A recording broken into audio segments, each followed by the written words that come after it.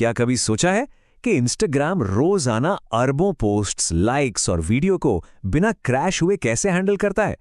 इस एक्सप्लेनर में हम बैकएंड आर्किटेक्चर को डिकोड करने वाले हैं। हम समझेंगे कि ये पूरा सिस्टम क्लाइंट से लेकर API gateway, micro services, database और सीडीएन तक एक साथ कैसे काम करता है। जरा सोचिए, एक ऐप रोजाना 5 करोड़ वीडियो अपलोड्स को कैसे प्रोसेस कर सकता है? ये कोई छोटा मोटा काम नहीं है। इसके पीछे इंजीनियरिंग का एक बहुत ही शानदार तालमेल है जो इस इम्पॉसिबल से लगने वाले काम को मुमकिन बनाता है। तो चलिए गहराई में चलते हैं। 50 अरब, जी हाँ 50 अरब।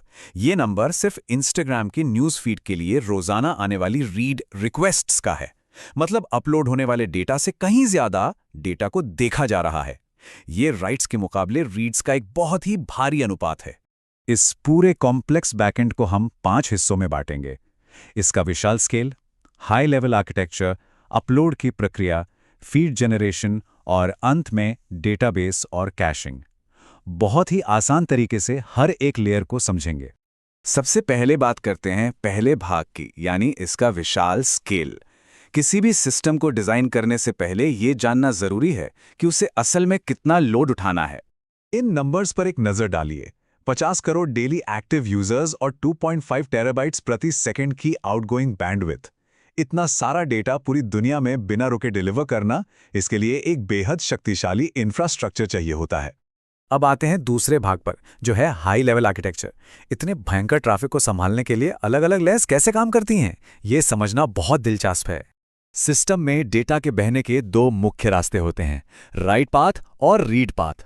राइट पाथ का मतलब है जब कोई पोस्ट अपलोड होती है जिसमें भारी प्रोसेसिंग लगती है, और रीड पाथ मतलब जब फीड स्क्रॉल होती है जिसे एकदम मक्खन की तरह तेज होना चाहिए। दोनों के लिए बिल्कुल अलग अलग इंजीनियरिंग रणनीतियों की जरूरत पड़ती है। चलिए तीसरे भाग की ओर बढ़ते हैं। राइट पाथ पर फोकस करते हुए देखते हैं कि एक मीडिया फाइल मोबाइल से बैकएंड तक सुरक्षित रूप से कैसे पहुंचती है। अब यहां सबसे इंटरेस्टिंग बात यह है कि सिस्टम भारी फाइलों का बोझ सीधे अपने मेन एपीआई सर्वर्स पर नहीं डालता। इसके बजाय वो प्री साइंड यूआरएल का इस्तेमाल करता है। इससे बड़ी मीडिया फाइलें मेन सर्वर को बाईपास करके सीधे Amazon S3 या S3 जैसे ऑब्जेक्ट स्टोरेज में चली जाती हैं। है ना कमाल का तरीका? जब भारी वीडियो या फोटो स्टोरेज में सेफ हो जाता है, तब सिर्फ हल्का फुल्का मेटा डेटा जैसे कैप्शन या हैशटैग्स एपीआई गेटवे को भेजा जाता है। इसके बाद काफका जैसे मैसेज क्यू बैकग्राउंड वर्कर्स को आगे की एसिंक्रोनस प्रोसेसिंग के लिए सिग्नल दे देते हैं। सब कुछ बैकग्राउंड में एकदम स्मूथ चलता रहता है। एक और जबरदस्त ऑप्टिमाइजेशन। बड़े वीडियोस को एक ही बार में प्रोसेस करने के बजाय सिस्टम उन्हें छोटे छोटे टुकड़ों में बांट देता है। इससे एसिंक्रोनस वर्कर नोड्स एक ही समय में अलग अलग टुकड़ों को पैरेलल में प्रोसेस कर पाते हैं। इसी वजह से लंबे वीडियो भी पलक झपकते ही अपलोड हो जाते हैं। चौथे भाग पर आते हैं, फीड जनरेट करना, रीड पाथ का सबसे अहम हिस्सा। अपलोड होने के तुरंत बाद कोई कंटेंट स्क्रीन पर बिना देरी के कैसे आता है? अगर ऐप खोलने पर सिस्टम सारा डेटाबेस खंगालकर फीड तैयार करने बैठे तो बहुत लंबा टाइम लग जाएगा। तो फिर बिना इंतजार के लाखों यूजर्स की कस्टम फीड तुरंत कैसे बनती है? इसका जवाब है फीड प्री कंप्यूटेशन। यहां एक हाइब्रिड अप्रोच काम आती है। आम यूजर्स के लिए पुश मॉडल यूज होता है, यानी पोस्ट आते ही वो सीधे फॉलोअर्स की फीड में पहले से जुड़ जाती है। लेकिन बड़े सेलिब्रिटीज़ के लिए, जिनके करोड़ों फॉलोअर्स हैं, वहाँ पुल मॉडल काम करता है। ऐसा इसलिए ताकि सिस्टम एक साथ करोड़ों फीड्स अपडेट करने के भारी बोझ से बच सके। इस बोझ को हॉटकी प्रॉब्लम कहते हैं। अब आते हैं हमारे आखिरी और 5वें भाग पर, डेटाबेस और कैशिंग। ये सब मुमकिन बनाने के लिए एक बेहद सॉलिड स्टोरेज लेयर चाहिए। तो सबसे अहम बात यह है कि इतने बड़े स्केल पर कोई एक अकेला डेटाबेस काम नहीं कर सकता।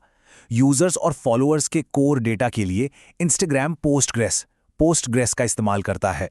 बहुत तेज फीड्स के लिए कैसेंड्रा यूज होता है और स्पीड बढ़ाने के लिए रेडिस जैसी कैशिंग लेयर का इस्तेमाल होता है। लेकिन कैशिंग के साथ एक बहुत बड़ा रिस्क भी होता है, जिसे थंडरिंग हर्ड प्रॉब्लम कहते हैं। सोचिए, किसी वायरल पोस्ट के लाइक्स का डेटा कैश से अचानक एक्सपायर हो जाए।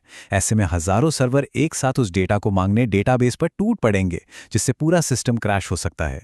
इस खतरे से निपटने के लिए मेमकैश लीज नाम की एक बहुत ही स्मार्ट तकनीक अपनाई जाती है। जब ऐसा होता है तो सिस्टम सिर्फ पहले सर्वर को डेटाबेस तक जाने का एक टोकन दे देता है।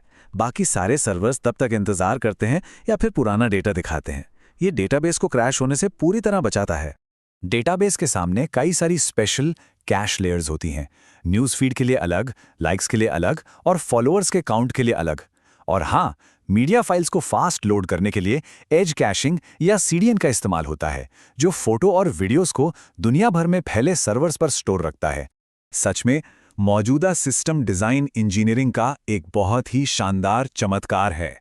लेकिन सवाल यह है कि जैसे जैसे 8 के वीडियोस का चलन बढ़ेगा, इस आर्किटेक्चर को टूटने से बचाने के लिए और कौन सी नई तकनीकें सामने आएंगी? खैर, अगर इस एक्सप्लेनर से मदद मिली हो तो लाइक दबाएं, दोस्तों के साथ शेयर करें और ऐसे ही सिस्टम डिज़ाइन एक्सप्लेनर्स के लिए सब्सक्राइब करें।